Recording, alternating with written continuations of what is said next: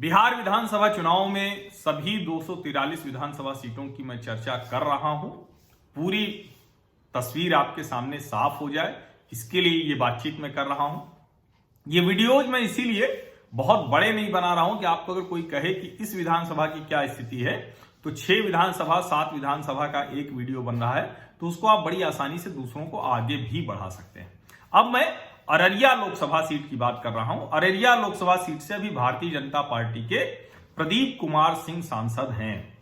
हालांकि अररिया का नाम आते ही वो तुरंत ध्यान में आ जाता है कि इस विधानसभा के लिहाज, इस लोकसभा के लिहाज से अगर कहें तो मोहम्मद तस्लीमुद्दीन राष्ट्रीय जनता दल के बाहुबली नेता, जिनके ऊपर कई तरह के मामले भी थे, और इस सीट से 2014 के चुनाव में भी तस्लीमुद्दीन ही सांसद थे। लेकिन जब उनके निधन के बाद 2018 के उपचुनाव में सरफराज आलम चुनाव लड़े तो वो सांसद बन गए। जाहिर है सहानुभूति लहर थी, उसका मसला था। लेकिन उससे पहले 2009 में भी प्रदीप सिंह जीते थे और 2004 में राष्ट्रीय जनता दल से ही भाजपा में आए सुखदेव पासवान सांसद बने थे।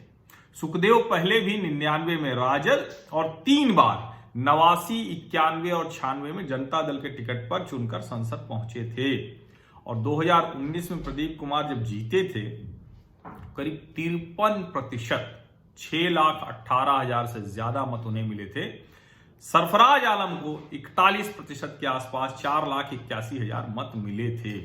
और ये ऐसी लोकसभा है जहां मुस्लिम मतदाताओं का प्रभाव बहुत ज्यादा है। अब यहां यह भी देखना होगा कि असदुद्दीन ओवैसी की पार्टी कहां कहां कितना खेल बिगाड़ सकती है, या वो पूरा जो ग्रैंड सेकुलर डेमोक्रेटिक अलायंस है, उपेंद्र कुशवाहा, मायावती, ओवैसी और दूसरी 3 पार्टियों को, वो क्या कर पाते हैं। इस लोकसभा में 6 विधानसभा सीटें हैं। नरपतगंज, रानीगंज सुरक्षित, फारबिसगंज, अररिया, जोखीहाट और सिकटी।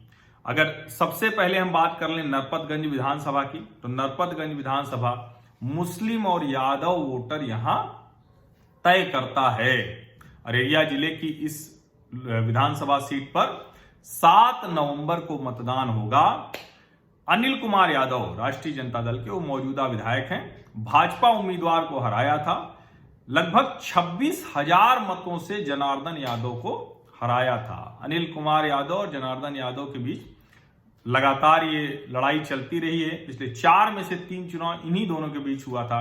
2005 और 10 में यह सीट भाजपा ने जीत ली थी। इसका मतलब जो ध्रुवीकरण है वो बहुत ज्यादा होता है। ये बावजूद इसके है कि 40% संख्या मुस्लिम और यादव वोटरों की है, इसके बाद ब्राह्मण आते हैं। इसका मतलब यह है कि जो ये भ्रम कहा जाता है कि सारे यादव मतदाता सिर्फ राजद को वोट करते हैं, वो ठीक नहीं है। अब फिर से जनता दल यूनाइटेड साथ में है और इस सीट पर जयप्रकाश यादव भारतीय जनता पार्टी, उनका पलड़ा मजबूत दिख रहा है। रानीगंज सुरक्षित, मुस्लिम पासवान ये मतदाता महत्वपूर्ण है। 7 नवंबर यानी तृतीय चरण में मतदान होना है, आरक्षित है। फिलहाल यहां से जनता दल यूनाइटेड के अचमित ऋषिदेव विधायक हैं। वो यहां 2020 विधानसभा चुनाव में भी, यानी इस चुनाव में भी उम्मीदवार हैं।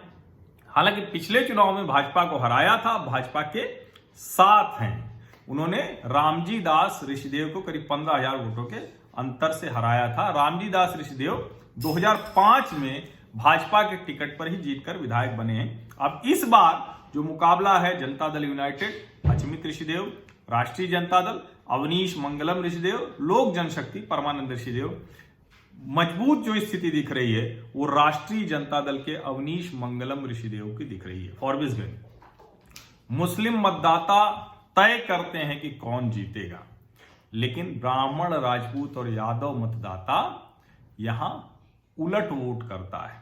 और इसीलिए इस जो 7 नवंबर को यहां मतदान होना है, तो भारतीय जनता पार्टी के विद्यासागर केसरी वो विधायक हैं और उन्होंने हराया था पिछले चुनाव में कृत्यानंद विश्वास राष्ट्रीय जनता दल को 25,000 से अधिक वोटों से। अब इसी से आप समझ लीजिए मुस्लिम मतदाता सबसे ज्यादा, सबसे बड़े मतदाता समूह है, लेकिन ब्राह्मण, राजपूत, यादवों की संख्या भी अच्छी है और यादव भी यहां जो भाजपा के साथ जाता है वो राष्ट्रीय जनता दल के साथ नहीं जाता। पिछली बार जनता दल यूनाइटेड भी राजद के साथ चली गई थी। तो आप ये भी समझ लीजिए कि जनता दल यूनाइटेड का कितना प्रभाव है, किस तरह की चीज है। और अगर कहें कि सबसे ज्यादा कौन, तो ताकतवर तो कांग्रेस ही है। इस सीट पर 9 बार जीत चुकी है। तो जो सेक्युलर क्रेडेंशियल्स की बात होती है तो वहां कांग्रेस अभी भी बहुत मजबूत है। इस सीट पर भारतीय जनता पार्टी 6 बार और पीएसपी और बीएसपी 1-1 बार जीते हैं। अब भाजपा से विधायक विद्यासागर केसरी फिर से हैं। कांग्रेस ने जाकिर हुसैन को प्रत्याशी बनाया है, यानी महागठबंधन से। लेकिन मुस्लिम मतदाताओं की संख्या बहुत ज्यादा होने के बावजूद फॉरबिसगंज पर भाजपा के विधायक विद्यासागर केसरी की स्थिति अच्छी है। अररिया, यहां आधे से ज्यादा मतदाता मुस्लिम हैं। 2010 में भी और 15 में भी मुस्लिम उम्मीदवार ही जीता। 15 विधानसभा में आबिदुर रहमान जो विधायक हैं अभी, उन्होंने लोक जनशक्ति पार्टी के अजय कुमार झा को 40,000 से अधिक वोटों से हराया। आबिदुर रहमान के दादा जियाउर रहमान भी यहां से विधायक रहे हैं, उनके पिता भी विधायक रहे हैं। वो हालांकि जोकीहाट विधानसभा से रहे। कांग्रेस ने फिर से विधायक आबिदुर रहमान पर भरोसा जताया है। जदयू से शगुफ्ता अजीम और लोजपा से चंद्रशेखर सिंह बब्बन इस सीट पर फिर से कांग्रेस के आबिदुर रहमान विधायक बनते हुए दिख रहे हैं। जोकीहाट विधानसभा, ये एक ऐसी विधानसभा, सरफराज आलम हार गए लोकसभा का चुनाव। तस्लीमुद्दीन के परिवार की सीट रही है, पूरी लोकसभा ही है। लेकिन यहां जोकीहाट विधानसभा में जहां 7 नवंबर को वोटिंग होनी है, तो अब सरफराज आलम के लिए बड़ा विचित्र होगा अगर यहां से वो हार गए तो। क्योंकि सरफराज आलम उपचुनाव में जीते थे। जब तस्लीमुद्दीन का निधन हो गया, उसके बाद उपचुनाव हुआ, तो उसमें वो सांसद बने थे। और उस विधानसभा उपचुनाव में उनके बेटे मोहम्मद शहनवाज ने आरजेडी के टिकट पर यहां से जीत हासिल की थी। कुल मिलाकर ये तस्लीमुद्दीन परिवार के वर्चस्व वाली सीट है। आज तक यहां से कोई गैर मुस्लिम उम्मीदवार नहीं जीत पाया है।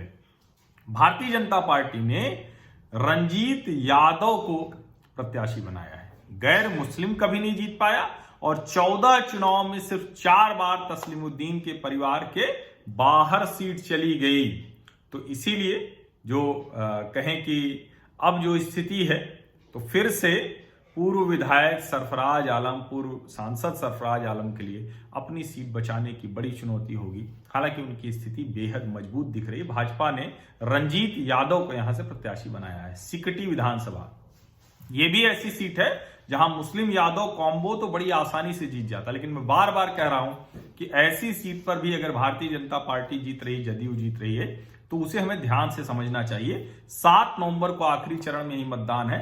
अभी यहां से मुस्लिम यादव कॉम्बो होने के बावजूद विजय कुमार मंडल भाजपा के वो विधायक हैं और पिछले चुनाव में उन्होंने जनता दल यूनाइटेड राजद के एक साथ चले जाने के बावजूद जेडीयू के उम्मीदवार को मात दी थी। विजय कुमार मंडल ने जेडीयू के शत्रुघ्न प्रसाद सुमन को 8,000 से अधिक वोटों से हराया था। 2010 में विजय कुमार मंडल एलजेपी के टिकट पर चुनाव लड़े थे, जिसमें उन्हें हार का सामना करना पड़ा था। 10 चुनावों में 3 बार कांग्रेस, 3 बार बीजेपी, 2 बार निर्दलीय और 1 बार जनता दल जेडीयू को जीत मिली है। ये भी भारतीय जनता पार्टी के लिए ज्यादा बेहतर स्थिति वाली सीट दिख रही है। आमने सामने का मुकाबला है विजय कुमार मंडल जो विधायक हैं और शत्रुघ्न मंडल के बीच। तो हर विधानसभा का समीकरण इसी तरह से, कौन जीत रहा है, किसकी स्थिति बेहतर है, वो मैं आपको बताऊंगा। आप जो लोग और बिहार विधानसभा चुनाव में दिलचस्पी रखते हैं, विधानसभावार जानना चाहते हैं, उनकी अपनी विधानसभा क्या हाल है जानना चाहते हैं, उनको आप ये वीडियो बढ़ा सकते हैं। इसीलिए मैंने इनकी लंबाई 10 मिनट से कम रखी है। बहुत बहुत धन्यवाद और सब्सक्राइब करना और नोटिफिकेशन वाली घंटी दबाना मत भूलिएगा।